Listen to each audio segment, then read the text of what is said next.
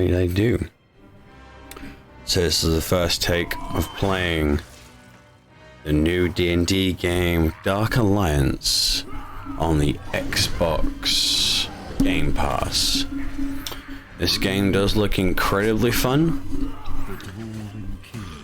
touching on a little bit of D&D with pre-made characters, having a class-based breakdown of a game, from your standard fighter to your barbarian fury warrior to your deadly archer and your slick rogue. They will resist.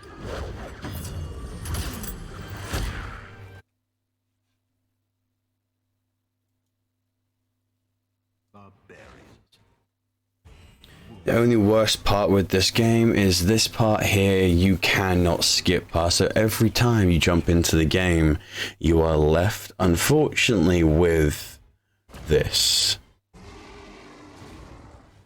You are stuck with watching the same load in every time. I've only loaded this up like 3 or 4 times. I've watched this only 3 or 4 times to see if it's skippable. And to get things ready and set up for when we do one of these pre-recordings. Just to see what this game is like. Be it, is it better in co-op? Is it a good single-player game? And what sort of adventure are we going to be destined to see when we step through into this further? So as I said, this is a first time playthrough, a blind reaction. So whatever happens in this game is going to be, well, as it is. So hopefully there will be some interesting and fun experiences to be had as we go through here. Just to see.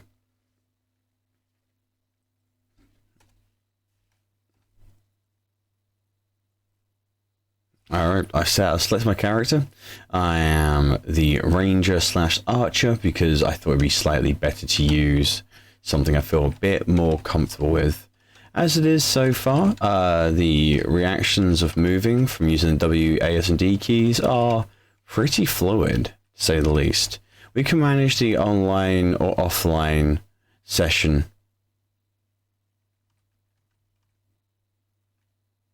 quite easy by pressing and holding M, as you can see here.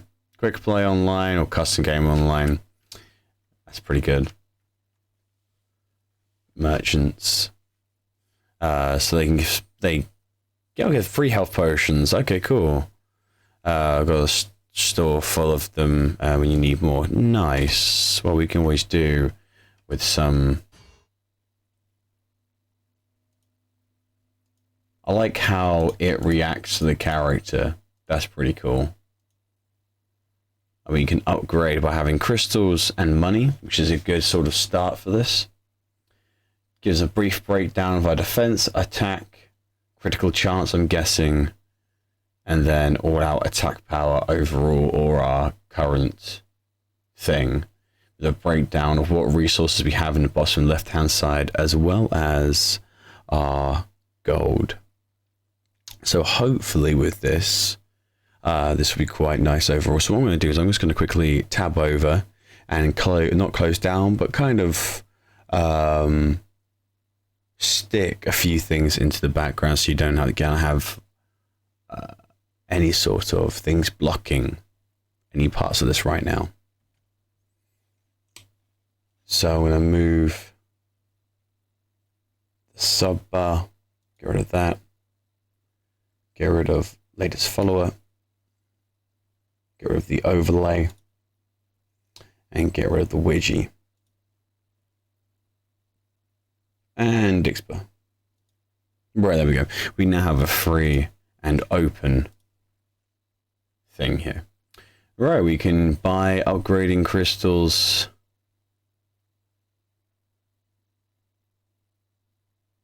By using money, and we can downgrade crystals to gain artifacts from previous ones. We can upgrade our health potions, standard potions, Heroism, Arcos Fire, and everything else as well. Okay. Sweet.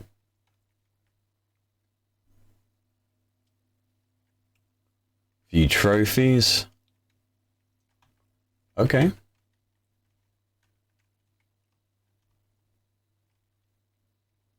That's pretty good. Get a general overview quickly of what we've got going on.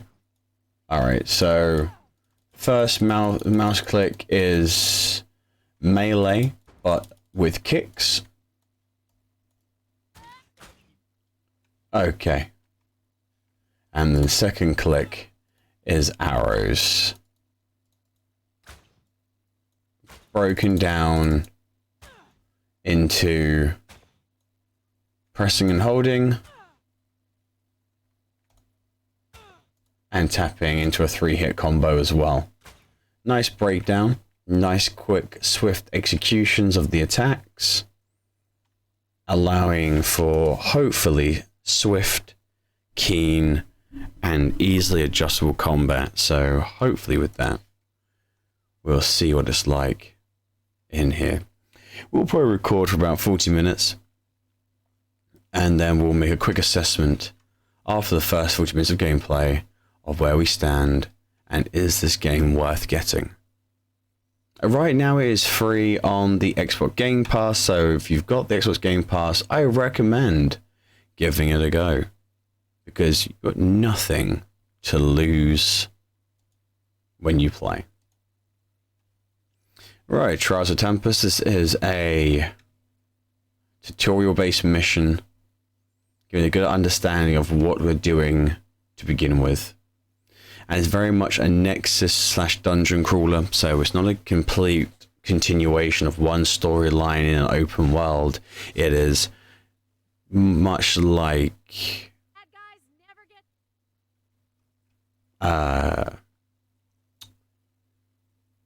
Outrider, where you go to an area and then you okay, so you can chain light and fist attacks by collecting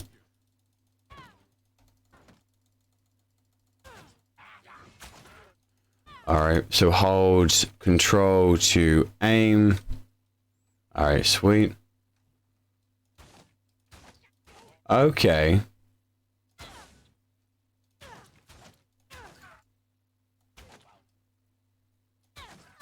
Alright, so it does have quick fire, full draws, and damage drop off as well.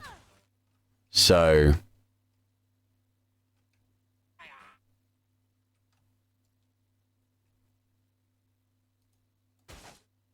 light strikes, a small amount of stamina. Oh, by clicking shift while in an attack there.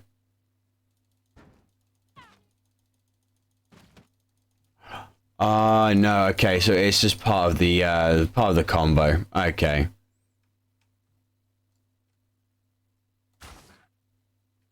Jesus, that is a fearsome attack. At close range, that shotgun blast does a lot of damage.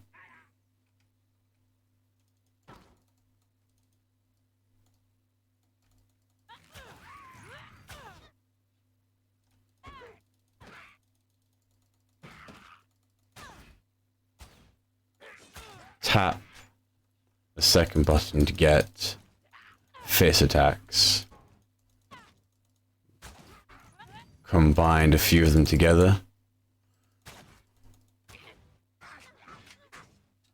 Okay, spacebar allows us to jump, but that doesn't really help with the fact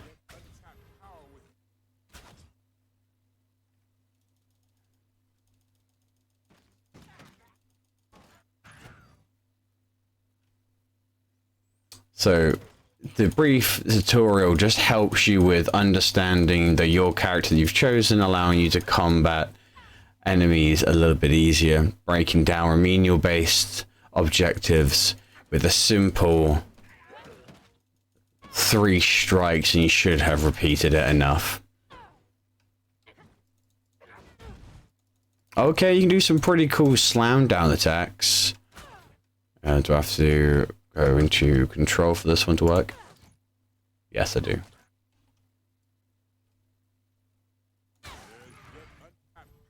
Nice.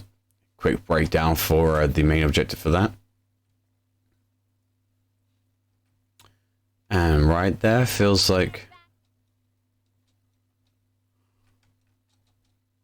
we have, yes, many dangers of jumping. Too much jumping, not enough time. Oh, we can evade by pressing C. Right. Don't like the fact it's a C. So I'm guessing this was primarily made with console in mind, especially where blocking is backspace, I believe. No? Shift? Or is it Alt?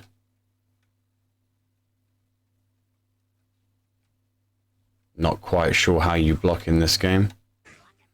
But C allows us to evade.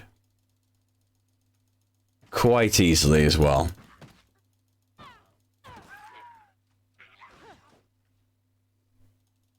And by double pressing C, you get a very nice, quick, swift move back. And that makes it easy enough to kind of prove, to get you out of a little bit more of an unfortunate situation, to say the least.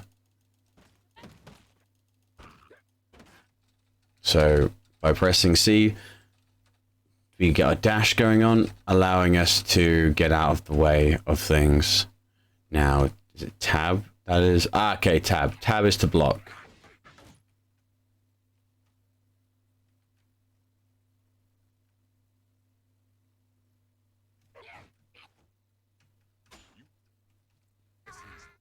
Okay, you need to parry as well, so he has to do it at the right time before the attack happens.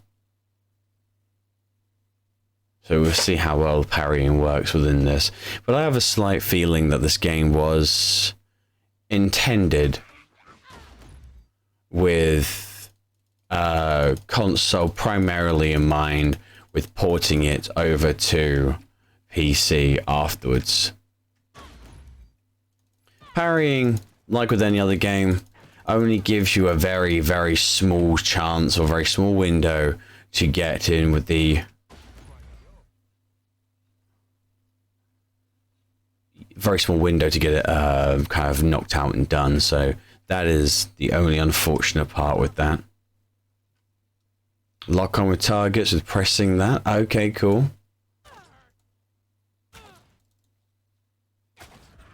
Very nice.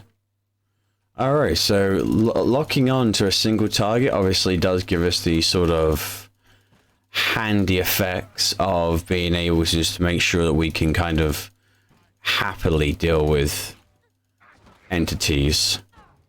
I'm not quite sure I like the fact that it's C to...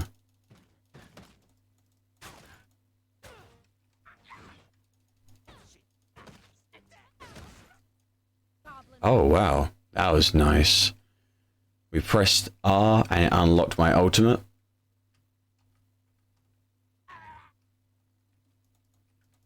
Using a small amount of rage, we managed to conquer a decent chunk there. Change lock on, okay. So by using directional keys afterwards, it does require a little bit of mouse and keyboard with the fine blend of using mouse and the keyboard for two separate things. Okay, healing. Healing takes a little bit of time, so you do have to kind of manage, like, when you use your health potions. Pressing E for an empowered strike. Right. And using empowered strike does take... Okay, it takes a little bit of that. So it takes a little bit of your ultimate bar, which is in the bottom left. Oh my god, that is a intensely large bow. Oh yeah, that's... Oh, it's cursed. Okay, that's pretty cool.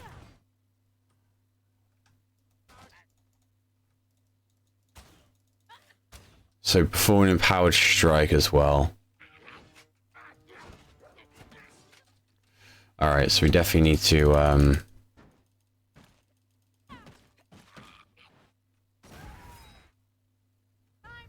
get ready for using C quickly. It's definitely a bit of a... For me, it's a bit of a struggle because I'm more of a console-based gamer than I am a PC gamer. But that wasn't too bad for a current sort of playthrough on that. That little run through for the tutorial kind of gave us a good breakdown without hand holding too much, with a good simple understanding of the basic controls of using this on a mouse and keyboard. So yeah, I think that right there is a good enough place to stop our recording. So is this worth the AAA titles of Dungeons and Dragons? Obviously, we've only just touched tutorial for one, so this isn't a full playthrough, and this is primarily a cooperative console-based game that's been ported over to the PC. If you have friends, I believe that this game probably would be incredibly intense, with some good combat and some brilliant combinations to be had. But as a single player game, I can see this getting monotonous, grindy, and the only thing that will bring you a bit of peace is the story-rich environment that we're set in.